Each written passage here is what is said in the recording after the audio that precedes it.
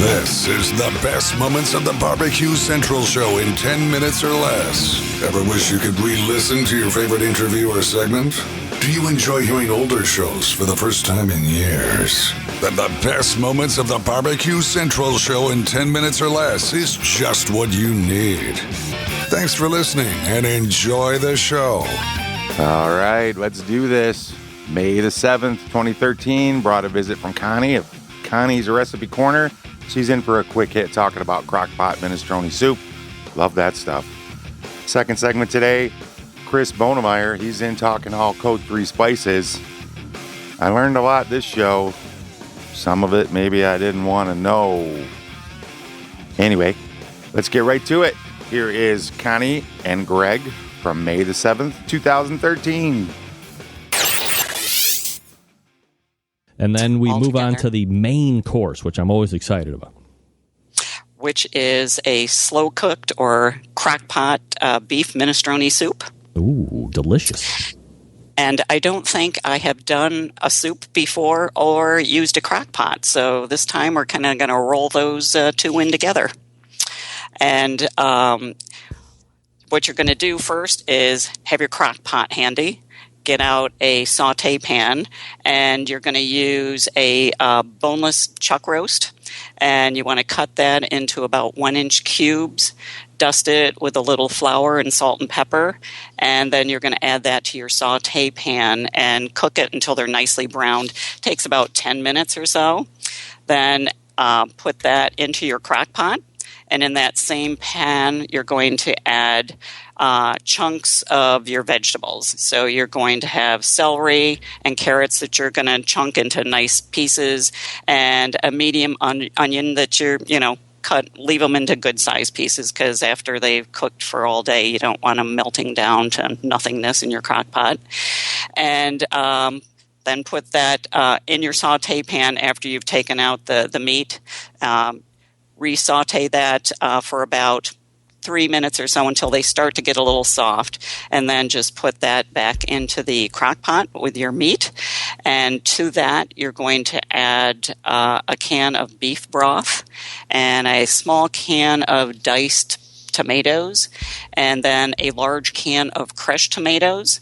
And you're going to cook that in your crock pot for about 4.5 to 6 hours on high, or 8 to 10 hours on low. Okay. And towards the end, when you're almost done to about maybe 45 minutes till completion, you're going to add little pasta, which I usually use the ditalini, which are little bitty tubes, and I use the cannellini beans.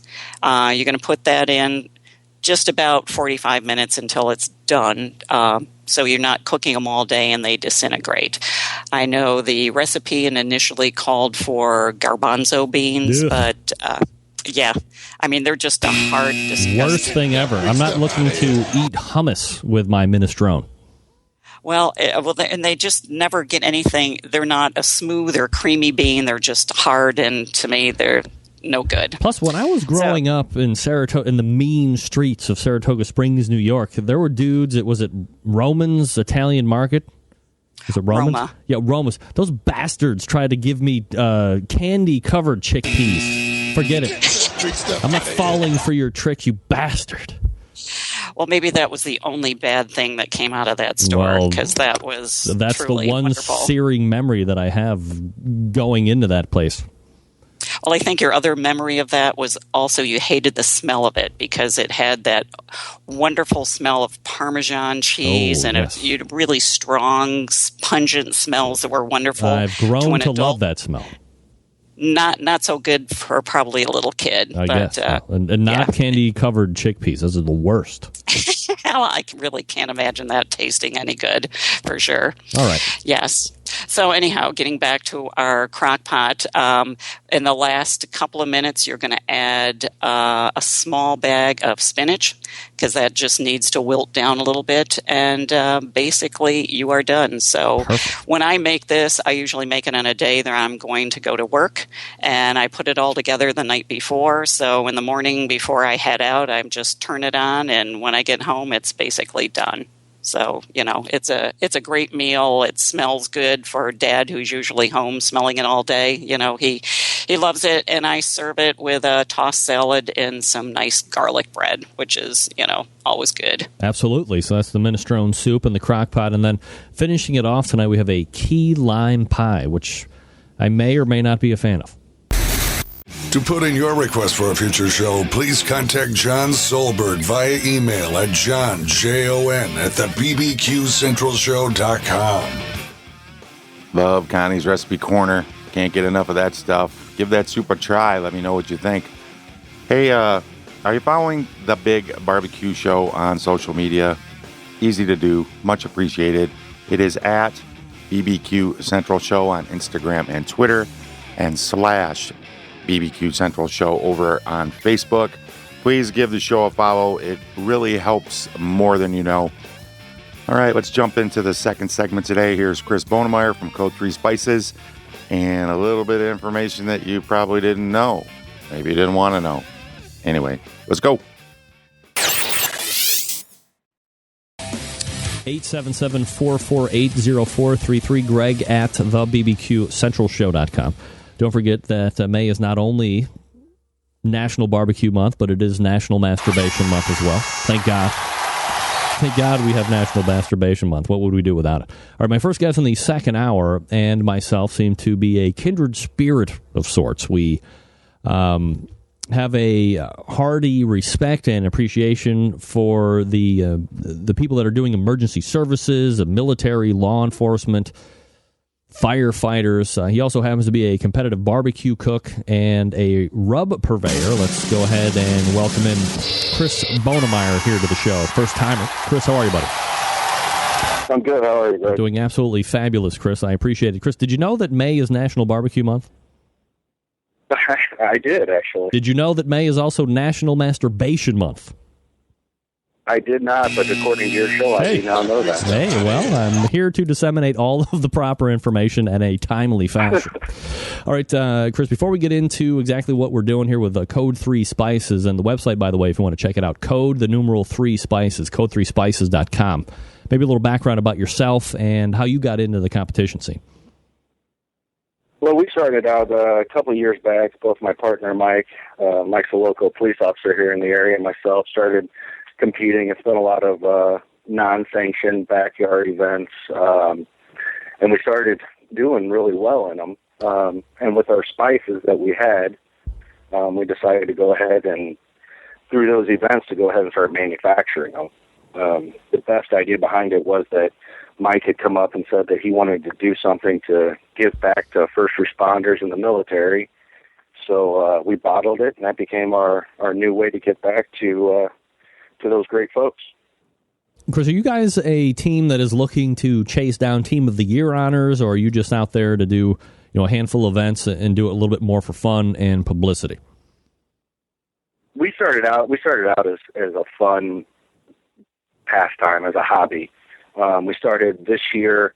Now that we've done the sanctioned, the non-sanctioned in the backyards, we actually joined the St. Louis Barbecue Society, and we're starting with some of the bigger events, and then we'll eventually move on to the KCBS here in the future. Oh, so you haven't even actually competed in any KCBS events? We haven't done any KCBS. We've done non-sanctioned and then the SLBS, but we have not done any KCBS. So when you're doing like St. Louis Barbecue Society, how do you think that differs from what the KCBS is doing? I think the events are not as big, but I do think it still follows the same rules and still follows the same ethics behind it as far as the cooks go. So I still think it's the experience that we get from doing those is gonna help us when we do decide to go to KCBS. Chris Bonemeyer joining me here on the show. code the numeral 3spices.com is the website.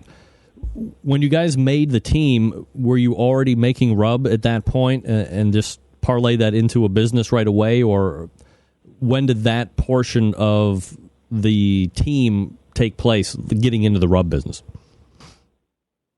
We've had the team for a few years now. It's me and Mike and my buddy Jeff.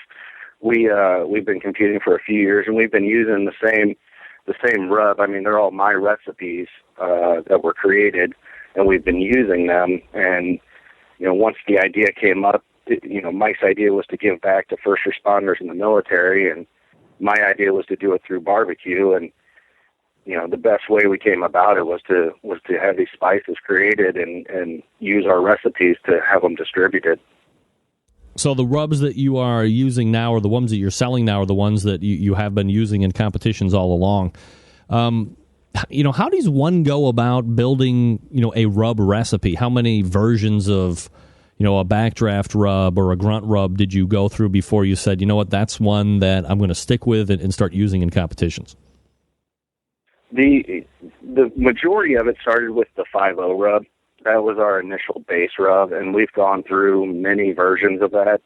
I think early last year was really when we had decided that's, without making any changes, that was what we were using going forward.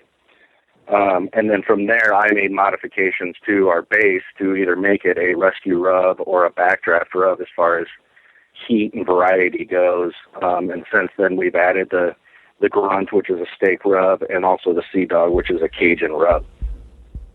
Perfect. So is there a total of 4 rubs then? There's a total of 5.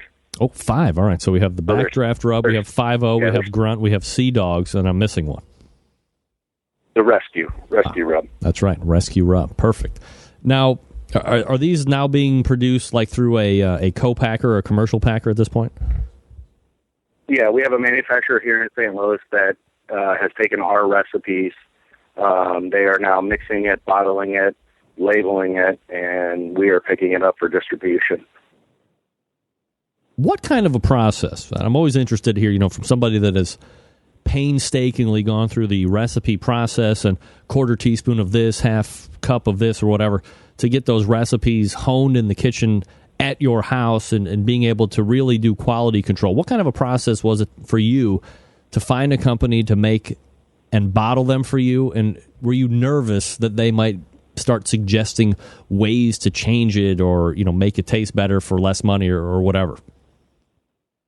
Dave, we spent a lot of time last year. I sent them our recipes. They produced them. They would send me a sample, whether it was a 1-pound bag or a 2-pound bag. I would cook for a week or two with it and, tell them what changes to make. And we went back and forth for probably about 6 months before we finally had the exact recipe, how we wanted it to be bottled. And after that, it's been perfect as far as quality control goes. It's been perfect every single bottle we've had out. When you're doing that 6-month process, is that something that you are continually having expenses for, or is there some type of an agreement made that it's, they're not going to start charging you until you're 100% completely satisfied with the product that they're giving back to you?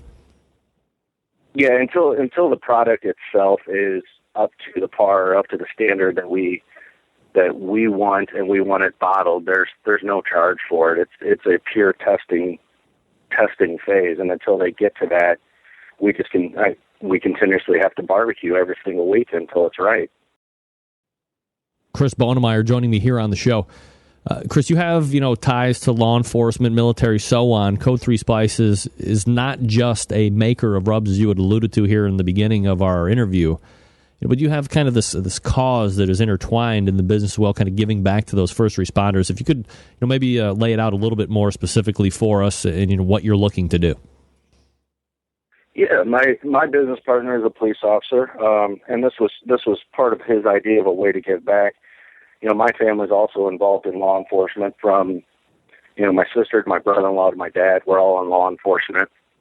And what we do is we actually take a percentage of our proceeds from every sale made, and we give it to organizations that support first responders and military. Right now, our two main partners are Backstoppers, which is a local regional St. Louis organization.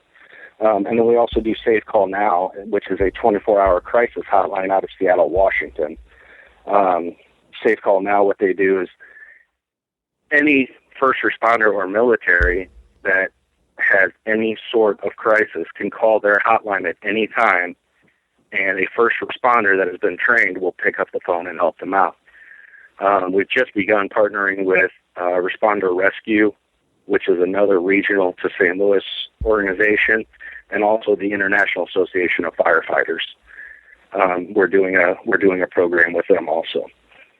All right, so look, I mean, inherently, Chris, there's going to be skeptics that hear, percentage of proceeds donated, for each sale, this, that, and the other thing. How much of a sale is being donated, and how is this verified? If you look, let's say a typical sale off of our website is a $7 bottle. Somewhere you're looking at approximately 10%. And we actually we say a minimum of 10% is donated, and the reason because any of these competitions that we do where we make money, whether it's we did St. Louis Barbecue Society in Smithton, Illinois last weekend, and any money that we made there, we actually donated back to the firefight or the fire department that it was helping. Mm-hmm. So we say a minimum of 10%, but we do donate, whether we do a charity cook for someone or a fundraiser. We have two different varieties of fundraisers that we do where we give back more than 10%. So there's a lot of, we can't really put a number on it, but I can tell you that it's not less than 10% of all of our proceeds. Chris Bonemeyer joining me here on the show. Code 3 Spices. That's code, the numeral 3spices.com is the website. Check it out. Pick yourself up some rub here and help out the cause as well. Get you some rub. Help out the cause. May. Rub. Oh, don't go there. Don't do it. Hey, if you'd like to hear the rest of the show, head over to the BBQCentralShow.com. There will be a link in the show notes to take you to the complete episode. While you're there, subscribe to the Barbecue Central Show via podcast. Never miss an episode of this show or the really big show again. I appreciate you checking it out. Thank you so much. Until next time on the best moments of the Barbecue Central Show in 10 minutes or less, I'm your host, John Solberg. I look forward to talking to you again soon.